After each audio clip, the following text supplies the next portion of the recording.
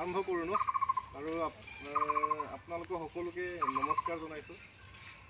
মোৰ নাম শ্ৰী পিংকু পেগু, মোৰ ঘৰ ঢকুৱাখানাত। মই বালিপুখুৰী গভৰ্ণমেণ্ট আইটিআই বিশ্বনাথ চাৰিআলিতে কাম কৰোঁ আৰু এই জপবাৰী পানী যোগান আঁচনিৰ সন্মানীয় আমাৰ জলমিত্ৰ আপোনাৰ পৰিচয়টো দি দিব অকণমান জৰুৰী কৰিব। এই স্কিমৰ জলমিত্ৰ সকলোৱে চিনি পায় আৰু এই জপবাৰী অঞ্চলৰ সন্মানীয় দাদাসকল, সন্মানীয় আই মাতৃসকল আৰু মৰমৰ ভাইটি ভণ্টিসকল, একচুৱেলি আমি সজাগতাৰ কাৰণে এই স্কিমত সমবেত হৈছোঁ। শিক্ষা, পৰিৱেশ, শান্তি আৰু ঐক্য, education, environment, peace and unity বুলি। এক পেপাৰটো উল্টা কৰি আপোনাক তোমাৰ ভণ্টি। তো এতিয়া যিহেতু আমি পানী যোগান আঁচনি সমবেত হৈছোঁ, যেতিয়া নেকি আমি পানীৰ বিষয়ে আলোচনা কৰিম। এতিয়া মই এনেকৈ স্কিমে বিভিন্ন বেলেগ স্কিমতো যাওঁ, স্কুল কলেজ হওক, এনেকৈ গছ পুলি ৰোৱা, ফ্ৰী টিউশ্যন কৰা বা অন্যান্য তেনেকুৱা ছ'চিয়েল ৱৰ্কবিলাক কৰি থাকোঁ সজাগতামূলক। ডেইলি প্লেণ্টেশ্যন কৰোঁ। কিন্তু এতিয়া দেখা গৈছে এই স্কিমটো একচুৱেলি গভৰ্ণমেণ্টে বহুত টকা পইচা খৰচা কৰি মেলি ৰাইজক এই সুবিধাটো দিছে, কিন্তু ৰাইজে এই সুবিধাটো ল'ব জনা নাই। জেগাই দেখা পাইছোঁ মানে কি মানুহে পানী অপব্যৱহাৰ কৰিছে, ভালদৰে পানী ব্যৱহাৰ কৰা নাই। একচুৱেলি মানে অপব্যয় বহুত বেলেগটো কৰিছে। ডেট মিনছ কি টেপটো খুলি থৈ দিব, পানীয়ে গৈছে নে কি গৈছে এইটো মানে মানুহে ভাবে চৰকাৰী পানীহে বুলি ভাবে। মানে স্কিমটোহে চৰকাৰৰ হয়, কিন্তু পানীটোতো চৰকাৰী হ'ব নোৱাৰে। পানীটোতো আমাৰ মাটিৰ তলৰ পৰাই ওলাইছে, কিন্তু এই পানীটো যে দিনক দিনে কমি গৈছে, সেইটো সকলোৱে বুজিব লাগে, অনুভৱ কৰিব লাগে। কাৰণ প্ৰত্যেক বছৰে আমি বানপানীৰ সমস্যাটো দেখা পাওঁ। বাতৰিততো মানে এনেকুৱা ছিজনত বানপানী বুলি আমি দেখা পাওঁ, কিন্তু এই বছৰটো বানপানীৰ বিষয়ে আমি শুনাই নাই। ধান ৰুব পৰা নাই মানুহ, প্ৰকৃতি মানে নষ্ট হৈ গৈছে, পানী লেভেল একেবাৰে তললৈ গৈ আছে। কিন্তু দিনক দিনে যদি আমি 50 লিটাৰকেও যদি পানী যদি নষ্ট কৰোঁ, তেতিয়াহ'লে এমাহত কিমান হ'ব? আমাৰ 1500 লিটাৰ এজনত, এবছৰত কিমান হ'ব? এনেকৈ যদি কেলকুলেশ্যন কৰি গৈ থাকোঁ, তেতিয়াহ'লে আমি পানী বহুত নষ্ট কৰোঁ। সেইকাৰণে আজিৰ পৰা আমাৰ মাজতে যদি এইটো অকণমান ইয়াৰ ওপৰত যদি অকণমান সজাগ হওঁ, নিশ্চয় মানে অকণমান হ'লেও আমি মানে প্ৰকৃতিক বচাব পাৰিম বা আনকো ক'ব পাৰিম। প্ৰচাৰটো কৰিব লাগে আপোনালোকে, আমি সকলোৱে।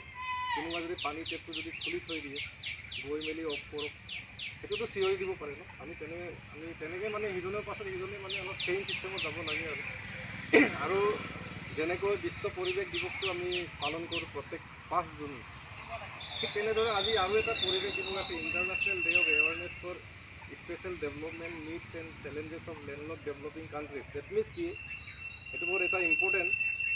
ইয়াৰ ওপৰত যেনিবা আমি সজাগ মানে কোনো নাপাতে, সেইকাৰণে চেলিব্ৰেশ্যন নকৰাৰ ফলত, পালন নকৰাৰ ফলত আমি এই কথাটো মানে আমাৰ মনলৈ অহা নাই।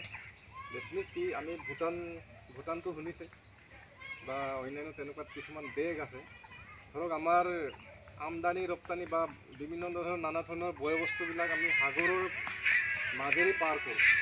ডেট মিনছ আমাৰ ডাইৰেক্ট ৰুট নাই, আমি সাগৰৰ সহায় ল'ব লাগিব। যেনেকৈ মানে জাপানে মানে তেওঁলোকেতো সৰু এটা দেশ হয়, সৰু এখন দেশ হয়, তেওঁলোকে মানে আদান প্ৰদানবিলাক জাহাজৰ জৰিয়তে কৰে। কিন্তু ভূটানৰ নিচিনা জেগাটোত অলপ প্ৰব্লেম এটা হয়, কাৰণ ভূটানৰ ওচৰে পাঁজৰে মানে চাৰিওফালে মানে পাহাৰে ঘেৰি আছে বা মাটিৰে ঘেৰি আছে, কিন্তু তাত সাগৰ বা তেনেকুৱা মহাসাগৰ নাই। সেইকাৰণে তাত কি কৰে, কিছুমান দেশে মানে তাক ব্লক কৰি দিয়ে। ব্লক কৰি দিয়াৰ পাছত তেওঁলোকৰ মানে অৰ্থনৈতিক যিটো মানে বয় বস্তু আদান প্ৰদান মেইনলি ইণ্ডিয়াৰ পৰাই যায়। কিন্তু ইণ্ডিয়াই যদি ভূটানৰ লগত মানে সম্পৰ্কটো যদি বেয়া হয়, তেতিয়াহ'লে ইণ্ডিয়াই ব্লক কৰি দিব পাৰে। তেনেকৈ আফ্ৰিকা বা অন্যান্য দেশত তেনেকুৱা হয়। একচুৱেলি এইটো তোমালোকৰ ষ্টুডেণ্টকেইটাৰ কাৰণে মই বিশেষকৈ কৈছোঁ, ডাঙৰ হ'লে এইটোৰ বিষয়ে মানে বুজি পাব, সেইটোৰ ওপৰতো অলপ ষ্টাডি কৰিব লাগে, সেইটো কথা আৰু। তো সেইটোৰ ওপৰতো আজি সজাগতাৰ জৰিয়তে অকণমান আমি কৰিছোঁ, অবজাৰভেশ্যন কৰিছোঁ। আৰু ছেকেণ্ড কথা হ'ল মানে কি, আমি এই স্কিমৰ পানী খাওঁ যেতিয়া নেকি এখেতক হেল্প কৰিব লাগিব। এনেকৈ কেতিয়াবা মিটিং মাথা হ'লে মানে পক্ষে অকণমান 5-10 মিনিটৰ কাৰণে হ'লেও সময় দিব মানে, কাৰণ তেতিয়াহে তেখেতে মানে নানা ধৰণৰ মানে গঠনমূলক কামবিলাক আলোচনা বিলোচনা কৰাত হেল্প হ'লে তেখেতে ভাল পানী ছাপ্লাই দিব পাৰিব, হয়নে নহয়? বহুত ঘাত প্ৰতিঘাতৰ মাজেৰে মানে, কাৰণ চবৰে ছুটি থাকে, বন্ধ থাকে, পানীৰ কেতিয়াও ছুটি নাই, বন্ধ নাই।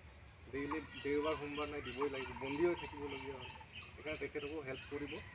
আৰু গছ থাকিলেহে পানী থাকিব, আমি সকলোৱে জানো। এতিয়া সৰু ল'ৰা ছোৱালী বুলি কৈছোঁ, তোমালোকেতো শগুন সেইবোৰ দেখিয়ে নাপালা। এতিয়া ক'বলৈ গ'লে চিলনিও নাইকিয়া হয়, ঘৰচিৰিকা বা নানা ধৰণৰ চৰাই চিৰিকটি জীৱ জন্তু পৃথিৱীৰ পৰা বিলুপ্ত হৈ গৈছে। তেতিয়াহ'লে আমি অকল এনজয়মেণ্ট কৰি আছোঁ, ফূৰ্তি ফাৰ্তা কৰি আছোঁ, কিন্তু আমি সেই প্ৰকৃতিৰ ওপৰত আমি কেতিয়াও অধ্যয়ন কৰা নাই। কাৰণটো হ'ল ডাঙৰ ওখ গছ প্ৰায় শেষ হৈ গৈছে। সেইকাৰণে আপোনালোকক সকলোকে মানে অনুৰোধ কৰিছোঁ, এতিয়াৰ পৰা যাতে বিনা কাৰণত মানে গছ নাকাটিব। এজোপা গছ কটাৰ আগত হাজাৰবাৰ চিন্তা কৰাটো প্ৰয়োজন আছে।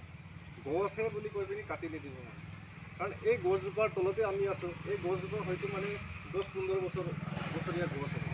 তো এইটো ৰুই মেলি ডাঙৰ কৰালৈকে 15 বছৰ, 20 বছৰ, 30 বছৰ আমি ৰখিব লাগিব।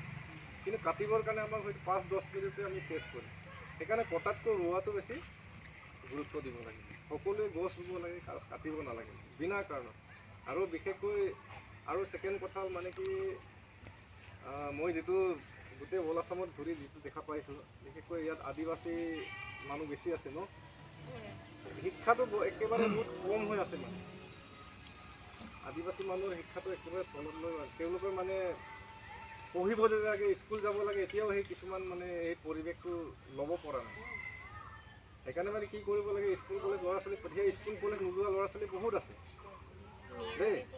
সেইকাৰণে ল'ৰা ছোৱালীক পূৰা স্কুল পঠিয়াব, পঢ়িলেহে অকল বাগানত যে কাম কৰিব লাগে এই কথাটো চিন্তা কৰিব নালাগে, অকল বেলেগৰ ঘৰত হাজিৰা কৰিব লাগে সেইটো নহয়। ফেচিলিটি এতিয়া আগতে স্কুল কলেজ আছে, এতিয়া ঘাটি আছে স্কুল, গাঁৱে খোজে আছে। স্কুল কলেজ যাব মন নাই, ক'ৰবাত ঘূৰি থাকিব, তেতিয়াহ'লে আকৌ বাগানত গৈ আকৌ বেলেগৰ ঘৰত হাজিৰা কৰাৰ কথাই চিন্তা কৰিব। আপোনালোকে বিশেষকৈ মানে বাগানৰ বাবু হ'ব লাগে। আজি 150 বছৰ 200 বছৰ আমি বাগানতে ফচি আছোঁ, ওলাই যাব পৰা নাই। কাৰণটো হ'ল শিক্ষা নাই। শিক্ষা থাকিলেহে বাগানৰ মেনেজাৰ দিব, ডিগ্ৰী নাথাকিলে মেনেজাৰ পষ্টত কেনেকৈ দিম বা অন্যান্য ডাঙৰ পষ্টত কেনেকৈ দিম, সেই কথাটো অকণমান চিন্তা চৰ্চা কৰিব। আৰু বাৰু যিয়ে নহওক আমি সকলোৱে মিলি থাকিব, পৃথিৱী এটাই, সকলোৱে মিলা প্ৰীতিৰ মাজত বসবাস কৰিব লাগে আৰু চবেই গছৰ গুণাগুণ ল'ব লাগে মানে। কাৰণ গছে যেনেকৈ আনৰ কাৰণে আনৰ সহায় কৰি জীয়াই আছে, আনৰ কাৰণে জীয়াই আছে, আমাৰ কাৰণে জীয়াই আছে, আমিও মানে পাব্লিকক তেনেকৈ ছ'চিয়েল ছাৰ্ভিচ কৰি হেল্প কৰিব লাগিব। বাকী বহুমূলীয়া আপোনালোকৰ সময়খিনি দিয়াৰ বাবে ধন্যবাদ। চবৰে বিজি হৈ আছে, মই দেখা পাইছোঁ, যাওঁ কৰি আছে আজিকালি মানে চবৰে ব্যস্ত জীৱনৰ মাজতে 5 মিনিট 10 মিনিট যে প্ৰকৃতিৰ কাৰণে সময় দিছে, সকলোকে ধন্যবাদ। আৰু সকলোৱে এনেকৈ মিলি মেলি পৃথিৱীটো মানে বচোৱা ধ্বংস কৰাটো আমাৰ হাতত আছে।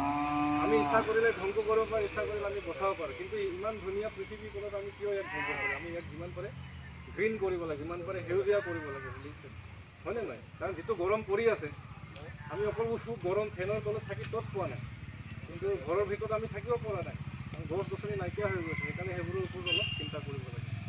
সকলোকে ধন্যবাদ। আমি সকলোৱে বকুল গছ এজোপা আৰু শিলিখা গছ এজোপা সকলোৱে ৰুওঁ। আপুনি যিকোনো প্ৰকাৰে যতন কৰি ডাঙৰ দীঘল কৰি, ইমানখিনি আৰু তেখেতক অকণমান টেকনিকেল ছেফটিৰ বিষয়ে অকণমান কৈছিলোঁ, ভালদৰে ছেফটিবোৰ চাই ল'ব, কেনেকৈ চলাব লাগে, ভৱিষ্যতে হেল্প কৰিম। আমি ট্ৰেইনিং চেণ্টাৰতে লগ পাইছিলোঁ। বাৰু ঠিকে আছে, আমি সকলোৱে মিলি আহক। সকলোকে ধন্যবাদ জনাইছোঁ।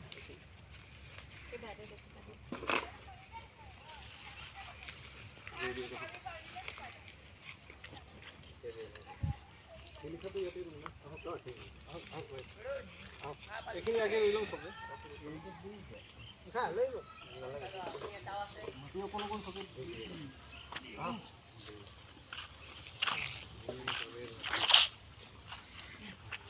শিলিখা হ'লে খাবলৈ খোৱাৰ সময়ত মানুহ লাইন লাগি গ'লে, ৰোৱাৰ সময়ত মানুহ কমকৈ থাকে, একো নাই বাৰু, বাচিলেই হ'ল। দিব আহক ইয়াতে।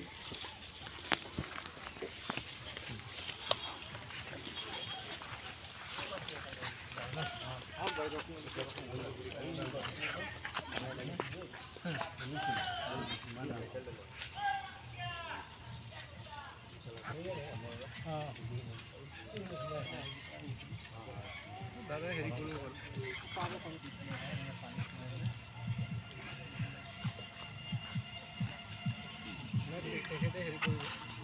ঠিক আছে, ব্যস্ততাৰ মাজত সময় যে দিলে।